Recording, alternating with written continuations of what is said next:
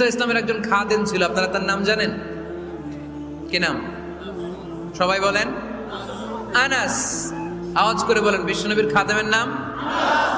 নামটা কেমন লাগে? ভালো লাগে? ছেলে হইলে রাখবেন তো? রাখবেন? অনেকে আমারে জিজ্ঞেস করে যে আমার একটা ছেলের নাম বলে দেন। এই এলাকার যদি কারো সম্ভাব্য আগন্তুক 2-1 মাস পরেই ছেলে পৃথিবীতে আসবে, এর নাম রাখবেন আনাস। নাম কি রাখবেন? খাদিমু রাসূলিল্লাহ, আল্লাহ রাসূল সাল্লাল্লাহু আলাইহি ইসলামের খাদেম। এই খাদেমের কাছ থেকে একটু শোনেন ওনার মালিক কেমন ছিল।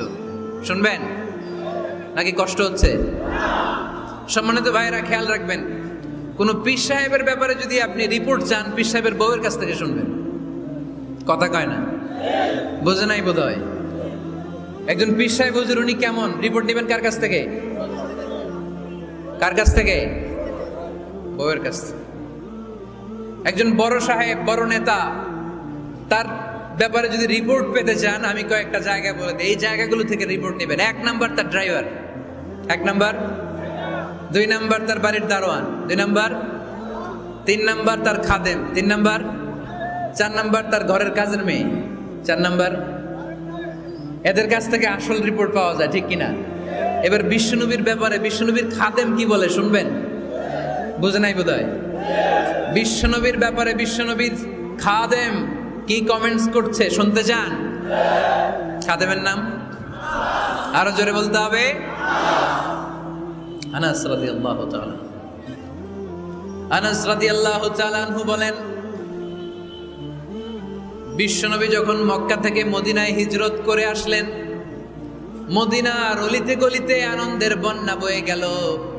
তলা আল বাদরু আলাইনা বলে সবাই বিশ্বনবীকে বরণ করে নিল, সবাই বিশ্বনবীর সাথে দেখা করতে আসলো। সবাই যখন আনসারী নারী পুরুষরা দেখা করতে যায়, আমার আম্মাও বলল, আনাস মক্কা থেকে বিশ্বনবী এসেছে, চলো তোমারে নিয়ে দেখা করতে যাই।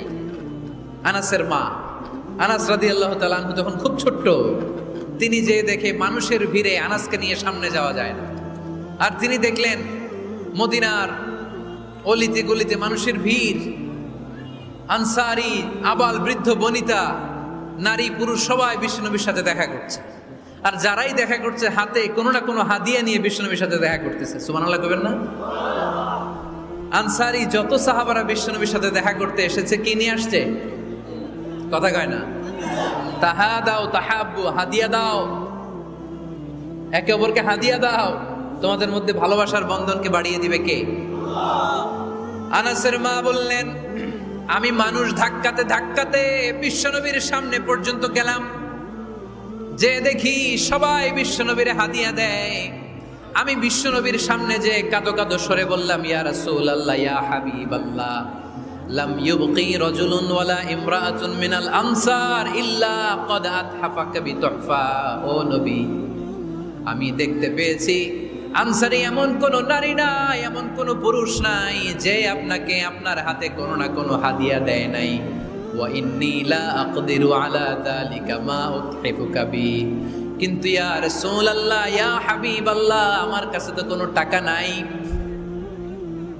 আমার কাছে কোনো পয়সা নাই, আমার ঘরে এমন কোনো জিনিস নাই যেই জিনিসটা আমি আপনারে হাদিয়া দেব। ইল্লা ইবনি হাদা, আমার এই নার ছেড়া ধন কলিজার টুকরা সন্তান আনাস ছাড়া। ও আখিরি জামানার পয়গম্বর, আমি আমার কলিজার টুকরা আনাসকে আপনারে হাদিয়া দিয়ে দিলাম। ইয়া রাসূলুল্লাহ, মদিনার আনসারী এমন কোন নারী পুরুষ কেউ তো বাকি নাই যে আপনাকে হাদিয়া দেয় নাই, সবাই তো হাদিয়া দিল, কিন্তু আমি তো হাদিয়া দেওয়ার মতো আমার কাছে কিছু নাই।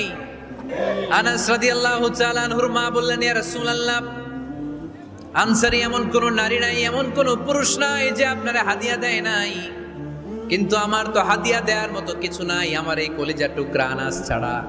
কি আর আমি করব, আমার কলিজার টুকরা আনাসকে আমি আপনার দরবারে হাদিয়া দিয়ে দিলাম। ইয়া রাসূলুল্লাহ, আমার ছেলেটারই আপনারা হাদিয়া দিলাম। খুদ হাদা ইয়াখদুমু কামা বাদা লাক, আপনার যেই কাজ লাগবে, যেই খেদমতের প্রয়োজন আপনার এই খেদমত করবে। ও নবী, আমি জানি আনাস আপনার বেশি খেদমত করতে পারবে না, আনাস আপনার মেসওয়াক এনে দিবে, অজুর পানি এনে দিবে, জুব্বা লাগলে জুব্বাটা এনে দিবে, ছোটখাটো কাজ করে আপনারে সাহায্য করবে। আমার কলিজার টুকরা সন্তানকে চিরকালের জন্য আমি আপনারে হাদিয়া দিয়ে দিলাম।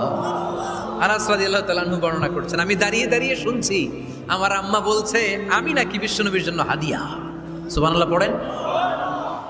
এবার খেদমত শুরু করলো সাইয়েদনা আনাস। ছোট্ট মানুষ কি আর করবে, কতটুকু খেদমত আর করতে পারবে? বিশ্বনবীর মেসওয়াকটা এনে দেয়।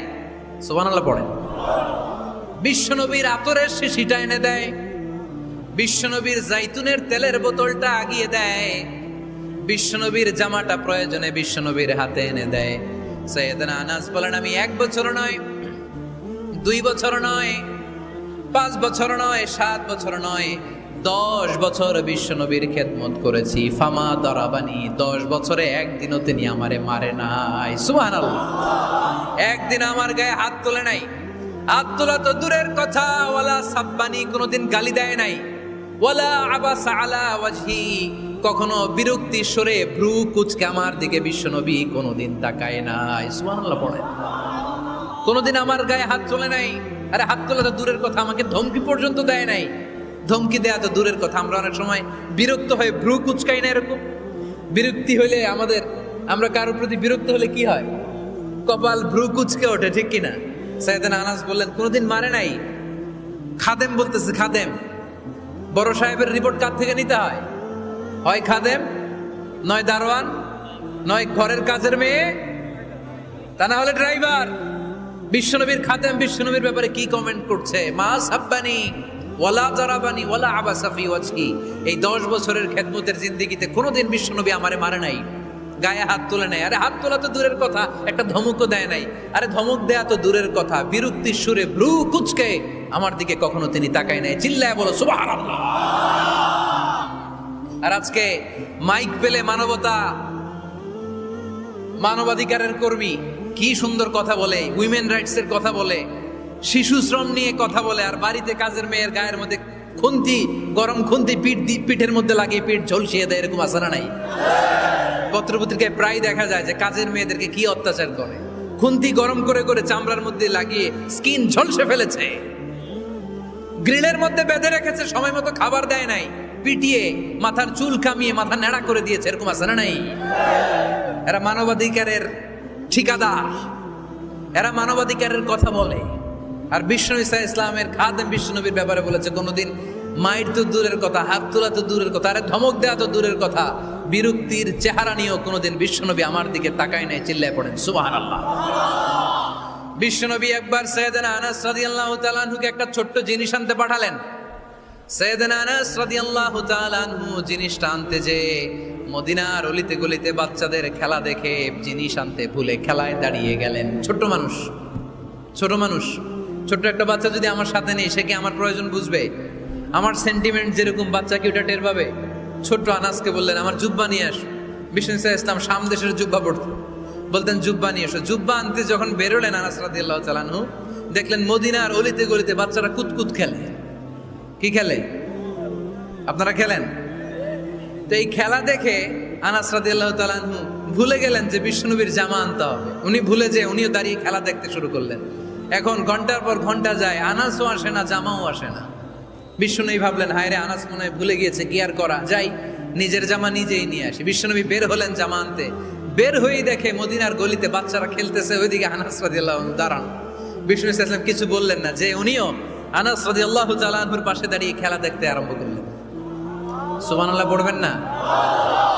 সাইয়েদনা আনাস খেলা দেখতে দেখতে দেখতে দেখতে দেখতে দেখতে হঠাৎ বিশ্বনবীর দিকে চোখ পড়ে গেছে। বিশ্বনবীর চোখের দিকে যখন সাইয়েদনা আনাস রাদিয়াল্লাহু তাআলা আনহুর চোখ পড়ে গেছে, সাইয়েদনা আনাস বলে আমার কলিজাটা এখান থেকে এই দিকে চলে আসছে। ভয়ে। কিসে? ভয়ে। উনি বললেন আমার গলা শুকিয়ে যেতে আরম্ভ করলো, কাঁপতে লাগলাম। হায় হায়, এখন আমার মনে পড়ছে বিশ্বনবীর জামা আনতে পাঠাইছিল, ভুলে গেছে খেলার আবেশে পড়ে।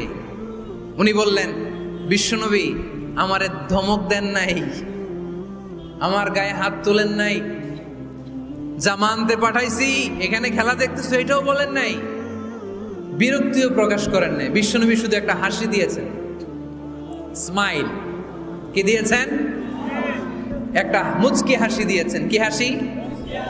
সাইয়েদনা আনাস বলে ওই যে ওই দিনের বিশ্বনবীর মুচকি হাসির শাসন মরার আগের দিন পর্যন্ত আমি আনাসকে সোজা রাস্তায় রেখেছি, আর ডানে বায়ে নেয় না। শাসন করতে জানলে লাঠি লাগে না, শাসন করতে জানলে ধমক লাগে না, শাসন করতে জানলে পিট্টি দেয়া লাগে না। মুচকি হাসি দিয়েও শাসন করা যায় কি যায় না? সাইয়েদনা আনাস বলেন কোনোদিন মারে নাই, কোনোদিন ধমক দেয় নাই, সব সময় আমাকে আদর করেছে। চিল্লায় পড়েন সুবহানাল্লাহ।